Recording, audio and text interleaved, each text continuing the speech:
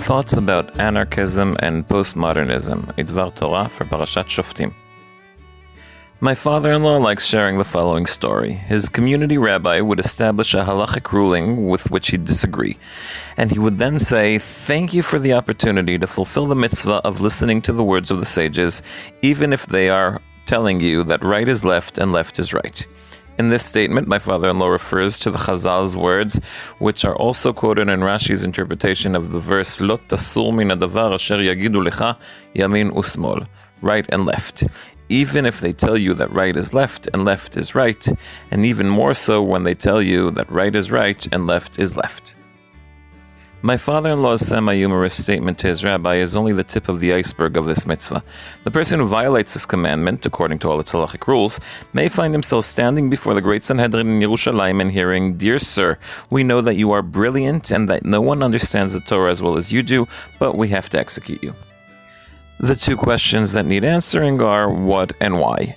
What do the commentators forbid this person to do, and why does it deserve a death sentence?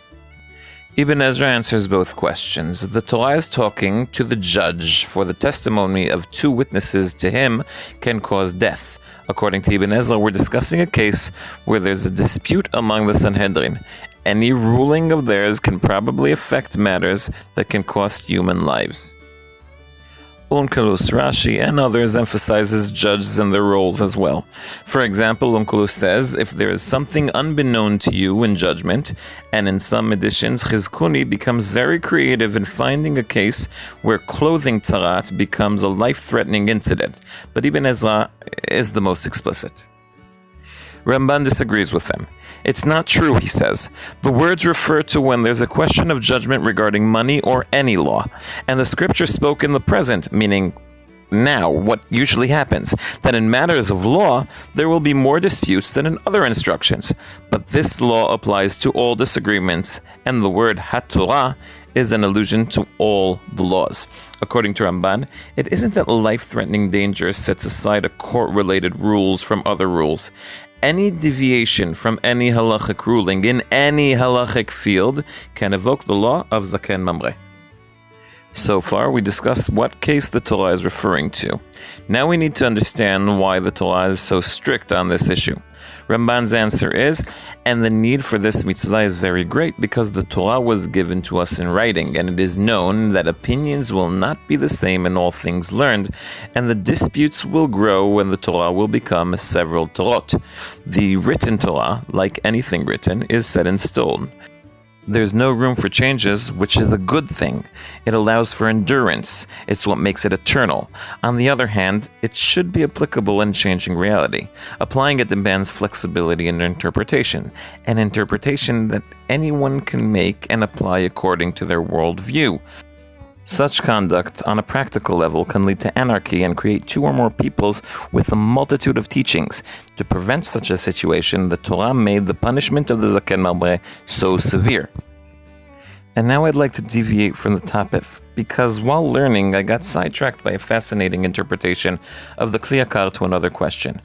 In a framework that encourages learning, such as the Jewish world, how is getting to the truth, any truth, possible?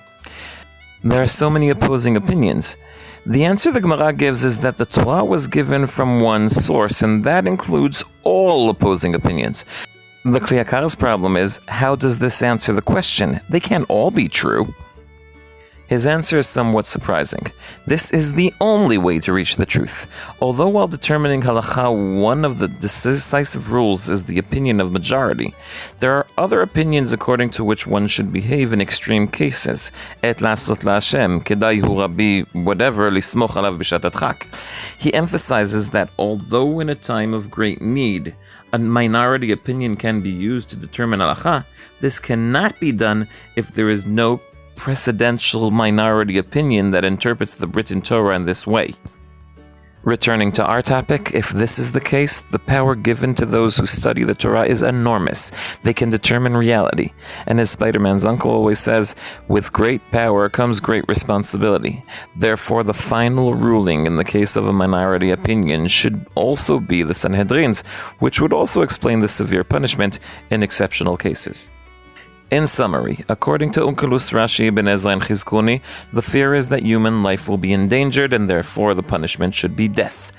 Ramban holds the fear is anarchy. Maintaining order is an important enough value to merit execution in extreme cases. The Kli Yakar says there's a postmodern motif in Jewish behavior throughout the generations, but it is necessary to make sure that it can be curved. If you enjoyed this video, please share it with a friend, subscribe, and press like. I am Dovi Holtz, one who loves Tanakh.